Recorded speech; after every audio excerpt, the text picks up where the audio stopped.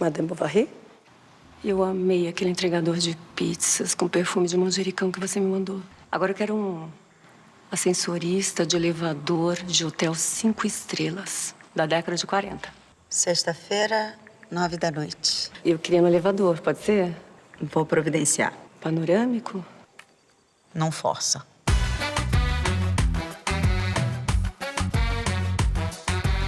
Olá, eu sou o Vinícius Calderoni e este é o 6º e último episódio do podcast oficial de Hard, a nova série exclusiva da HBO. Lembrando vocês que por causa do coronavírus, dessa vez tudo foi feito de um jeito diferente, não no estúdio da HBO, mas sim remoto, cada um na sua casa, como mandam as normas de segurança e de prevenção. Está na sua casa, por exemplo, um dos meus convidados especiais, que é o diretor-geral da série, Rodrigo Meirelles. Bem-vindo, Rodrigo, mais uma vez. Obrigado, Vini. Tudo bem, cara? E também estamos aqui com a nossa amada protagonista, Sofia, ou melhor, querida Natália Lage. Oi, Natália. Oi, querido. Como você está? Tô bem, já tô com saudade de vocês. A gente foi fazendo aos pouquinhos aqui o podcast remotamente, mas vai dar um alento no coração. Conversar é sempre muito bom, né? É verdade. Vamos nos despedir aqui do podcast, assim como nos despedimos da série. Agora, vamos voltar para coisas do enredo aqui, propriamente, do último episódio de Hard. Porque depois que a Lúcia tem as suas experiências na Sofix, ela passa a ser uma aliada, né, da Sofia para arrumar algumas clientes para realizar essas fantasias com os atores da produtora. Na verdade, o episódio até começa, né, com uma sequência dessa amiga da Lúcia que vai fazer uma cena, né, com dois atores, uma homenagem ali com dois atores da produtora. Então eu queria que vocês falassem um pouco de como foi um pouco gravar essas sequências meio curiosas, assim, engraçadas, mas também quantas delas já vieram, talvez. Legal. Como é uma sequência bem livre, né? A gente se deu ao luxo, né? Eu lembro essa cena da travessia ali do Vale do Anhangabaú, tem galeria alguma coisa que chama, que você pega aquela escada rolante na Praça do Patriarca e dá embaixo do vale. Ali foi uma locação que a gente achou na hora, por exemplo. Assim, a gente estava fazendo base dentro dessa galeria, a gente teve a cena das estátuas na frente do Teatro Municipal, e aí a gente tinha que fazer a cena de sexo, né? Que a gente estava decupado para ser num beco, num lugar, e a gente estava almoçando lá dentro daquela galeria e falou, olha que lindo que tá isso, cara. A galeria tá fechada hoje, né? Estamos usando aqui dentro, mas olha o desenho que tem, a luz que tá entrando de contraluz. E acabamos filmando ali, né? Um lugar bem... Enfim, eu achei que ficou linda essa cena também, eu adoro ela. Bom, e daí, ao mesmo tempo, estamos aqui num momento de um embate importante, né? Que é, finalmente, Violeta, acho que ela constrói a situação inteira, fica sabendo da produtora, fica sabendo da existência da Sofix. Acho que a Natália pode até começar a falar sobre isso, porque tem um componente muito interessante. Parece que agora, como é o 6º episódio, é um ponto de chegada, né? De confluência, porque parece que depois de muito tempo, ao ser descoberta pela filha, ela é obrigada a se confrontar com as próprias hipocrisias, por assim dizer. Quer dizer, mas peraí, por que você não posso dormir com meu namorado se você tem uma produtora pornô? E se você quer dizer, por que eu não posso ter uma mínima liberdade sexual? E a Sofia, dentro do seu ponto de vista, dizendo, são coisas completamente diferentes. Como é que foi a construção desse momento e como é que você vê esse momento, Natália? Pois é, pra mim a Sofia, ela vai nesse 6º episódio, né, nessa curva que eu imagino que ela faça, assim, meio cíclica. Ela dá 2 passos para frente e dá 3 passos para trás, né? Ela resolve assumir a produtora, aí ela tem uma ideia de fazer o filme de época, e aí aquilo não funciona direito, aí ela volta um pouquinho para trás, aí surge essa oportunidade de fazer realizar o desejo das mulheres. Ela acha que isso é uma ideia ótima, isso começa a dar certo, daqui a pouco isso não dá certo de novo. E com o Marcelo também ela tá nesse conflito ainda, ela tá tentando entender, ela se permitiu viver uma história, mas ao mesmo tempo depois ela retrocedeu e ela ainda não tá convicta dessa relação, ela ainda não tá resolvida nesse momento da nossa história, que ela vai assumir isso, tanto que um pouco mais à frente ela viaja, ela tenta fugir dele de diversas maneiras. Então a filha descobrir isso, jogar isso na cara dela como uma moeda de troca, Para ela é, a princípio, assustador, embora também... ela está sempre nesse conflito, eu acho, sabe? Nunca as coisas estão absolutamente estabelecidas.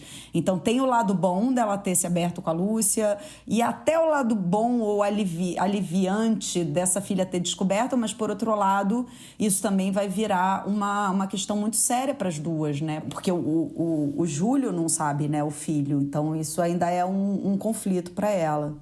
Sim. Ela tá naquele momento que cai a máscara dela, né? Ela queria ser liberal na profissão e conservadora dentro de casa, né? E não funciona mais, né? Isso aí caiu essa máscara, né? Agora, enfim, né? Se você tá trabalhando com pornografia, tá transando com um ator pornô, eu não posso sair com meu namorado, né? Tipo, não posso eu transar? Como assim, né? Enfim, eu acho que ali começa o choque em cadeia, né? Que vai desencadear o final da história, né? Que eu acho que a Sofia se autodescobre, né? A frase é muito boa, né? Eu não posso mentir como meu marido mentia, né? Ela termina falando no episódio. O último episódio é uma construção muito... ele é uma sucessão de máscaras retiradas, né? Assim, quer dizer... Ela tinha sempre um segredo. Então agora parece que esse último episódio é a derrubada dessas últimas barreiras e assumir mesmo o lugar que se ocupa, né? Ser o que se é. Primeiro tem esse lugar de ainda refrear ou segurar o desejo e a tensão sexual latente que ela tem pelo Marcelo, né? E esse episódio tem até um ultimato dele, né? Assim, uma declaração mais veemente na casa, e que é a hora que ela diz, não, eu escolho minha família, eu escolho minha vida, não consigo me libertar desse preconceito.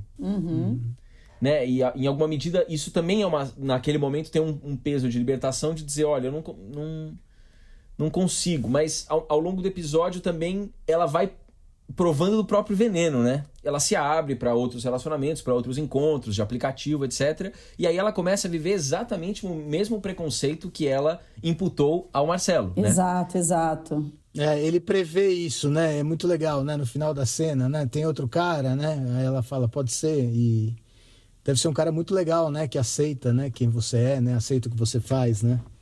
É verdade. É E verdade, ela, na verdade, ela fala. tá mentindo para todo mundo, enfim, né? Até naquela sequência que acho que ficou muito divertida, né? Dos vários pedaços, fragmentos dos encontros dela, né? Com os caras dos aplicativos, né? Que, enfim, ela já não se identifica mais, né? Exatamente com aqueles caras, e os caras começam a ter preconceito em cima dela, né? Enfim, ela explode, né? Gritando pornô no meio do restaurante. Eu acho que ficou uma maneira divertida de contar isso, né? De fazer essa analogia, né, com o que ela faz e o que ela está sofrendo. Vocês recolheram bastante histórias, assim, de pessoas do universo pornô, né? Relatos de preconceito que eles vivem, assim. E é um tipo de preconceito que é meio intelectual, quase, assim, né? Quase como se fosse uma tarefa menor, porque é uma tarefa corporal, porque é meio vulgar, porque...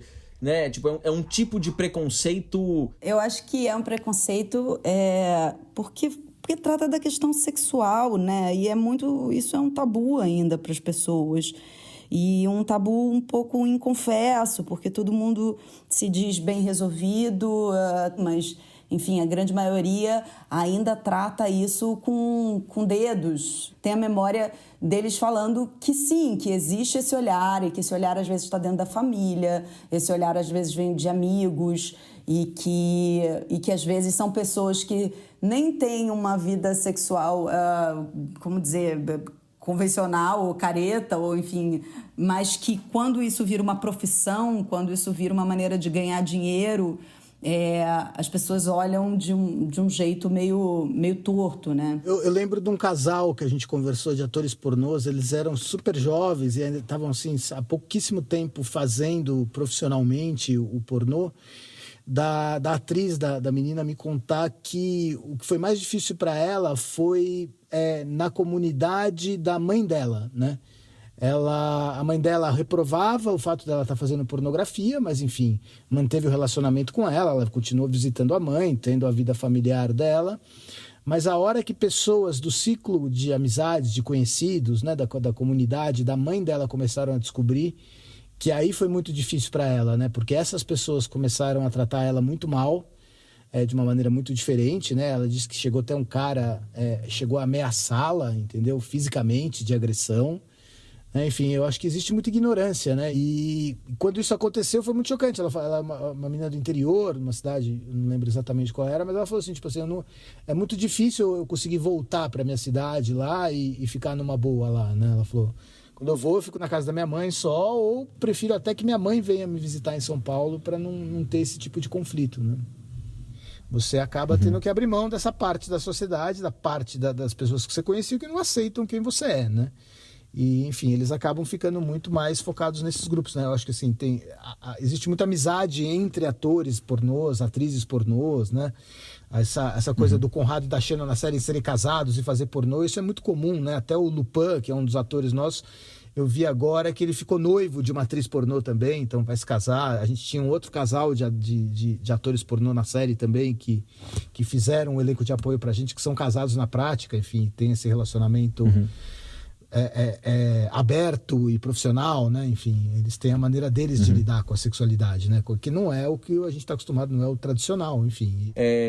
Voltando para as máscaras de Sofia, a derrubada das máscaras, Sofia se envolve com um dos personagens que é ali o crush ali, Médico Sem Fronteiras, um cara muito interessante, bonito, legal, e aí justamente naquele momento o reflexo dela imediato é voltar para o campo da mentira, onde de alguma maneira era uma zona de conforto, e ela disse, bom, é isso, para ser aceita por esse cara, por esse universo, eu tenho que ter uma vida, eu não posso falar o meu CNPJ, assim, né? E tanto que ela vai conhecendo vários caras e ela começa meio mentindo e depois no final ela vai achando eles chatíssimos e ela acaba falando a verdade, né, na sequência.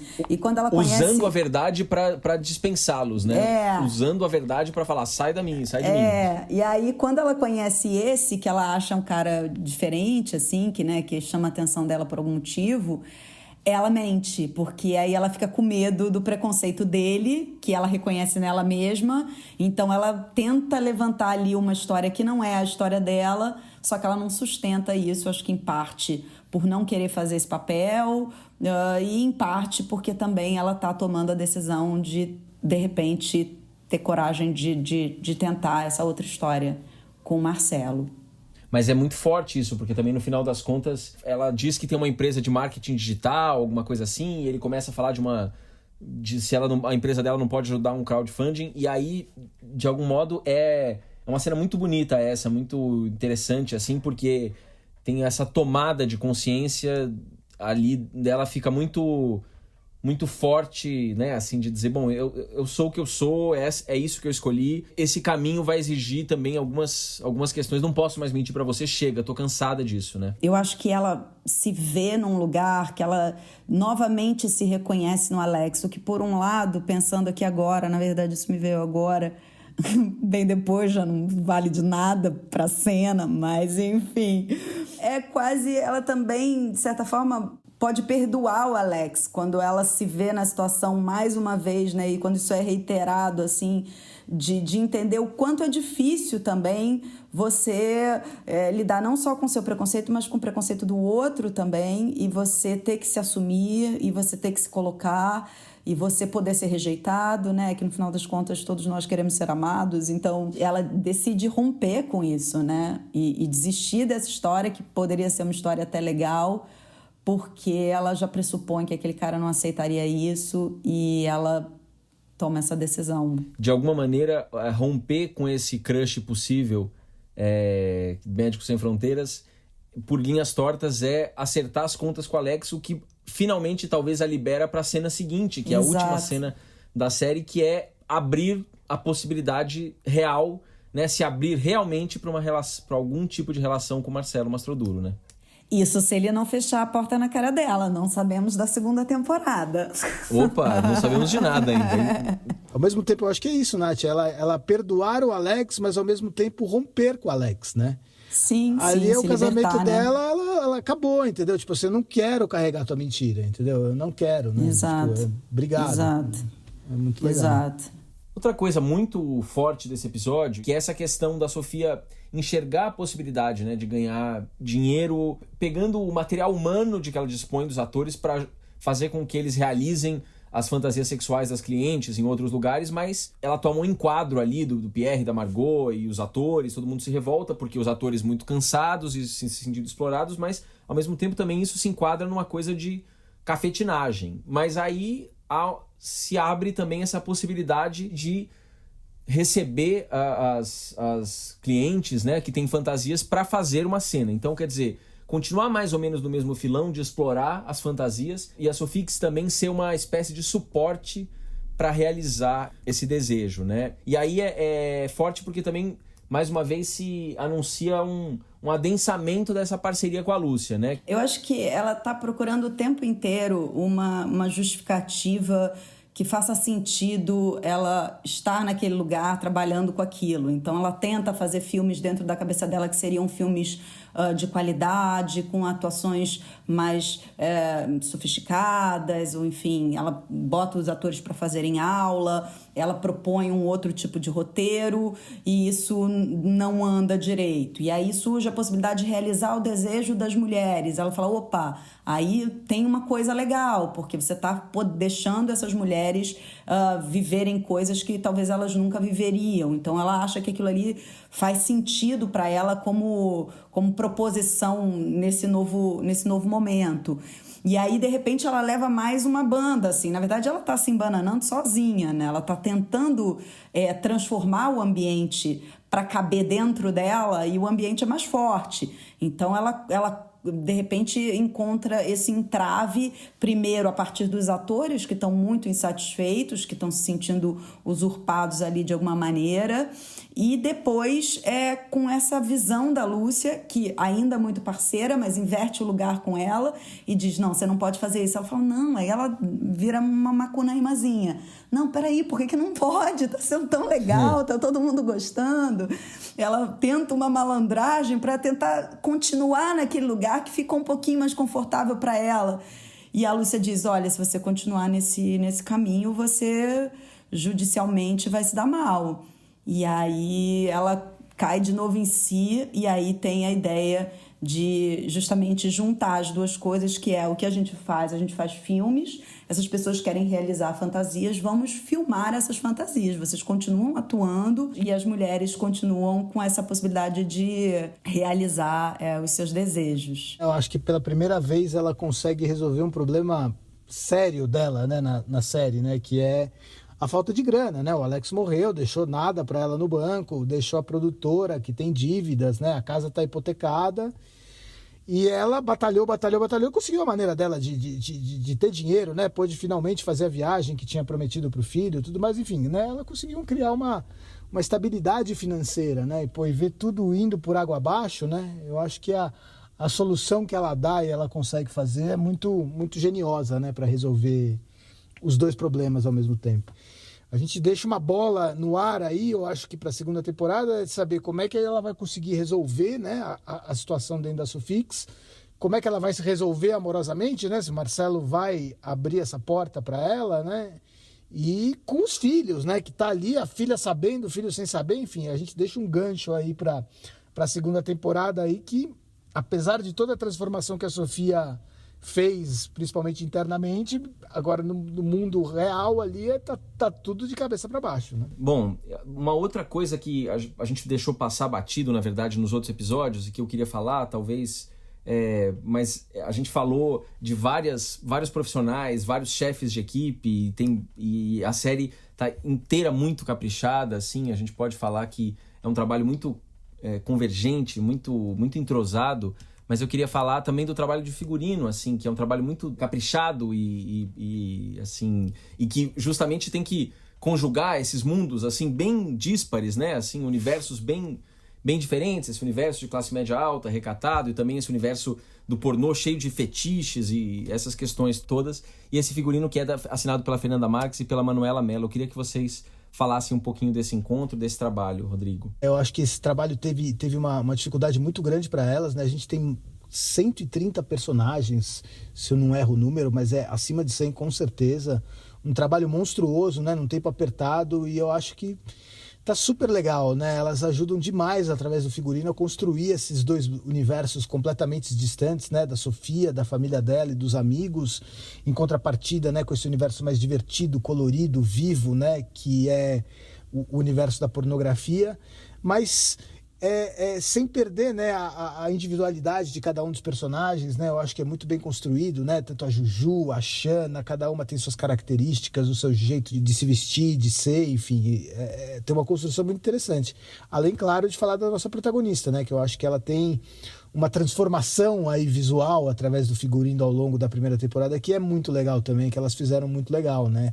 Conforme a Sofia vai quebrando, né, o seu preconceito, o seu conservadorismo, né, ela vai ganhando uma bossa diferente. E ninguém melhor para falar disso do que a Nath, né? Foi muito, muito bacana trabalhar tanto com a Manu quanto com a Fernanda. A equipe toda delas é muito maravilhosa, elas são super talentosas. E o figurino ajuda muito, né? Assim, às vezes você tá num primeiro processo de tentar entender a personagem, e com o figurino da Sofia eu senti bastante isso, assim, a Manu tinha muito clara essa coisa mais clean que ela começa, me veio muito, muito na minha mente que a Sofia começa muito bela, recatada e do lar, né, aquela piada que a gente fez durante tanto tempo, mas é exatamente Exato. Isso. Saudades dessa piada.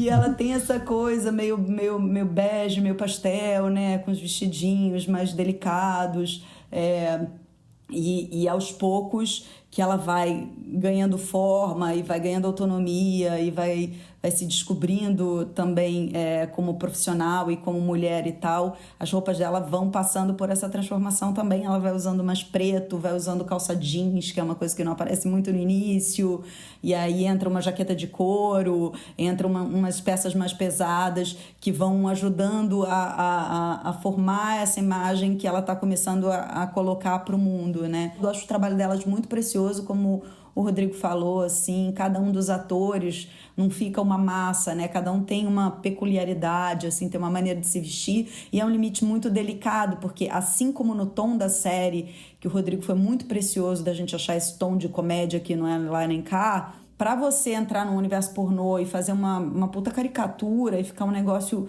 todo pra fora, é um pulo. E eu acho que elas foram num limite bem, bem bacana ali, de conseguir fazer a coisa alegórica, né? Tem o momento das fantasias, que aí sim é fantasia mesmo, né? Tem esse lado mais lúdico, assim, se é que essa palavra cabe nesse universo, mas enfim, mas eu acho que cabe, lúdico. Mas também na vida pessoal dos atores pornôs da Sofix, eles também têm uma peculiaridade e uma identidade que é muito real, assim, né? Tem uma bossa, né? Tem um diferencial em cada um, mas é realista também num lugar.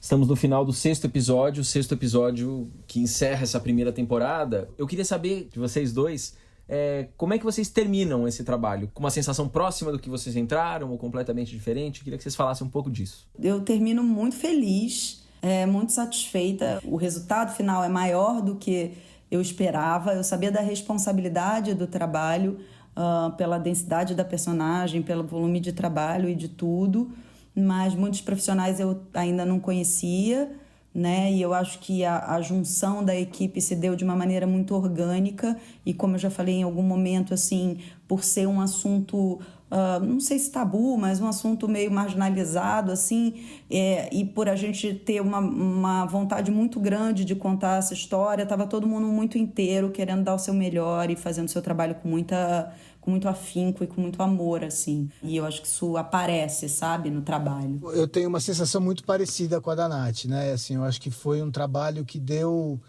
liga, assim, né? Entre equipe, elenco. Foi um trabalho que a gente fez, foi muito feliz fazer, né? Um trabalho desse, quando você termina 72 diárias de filmagem, né?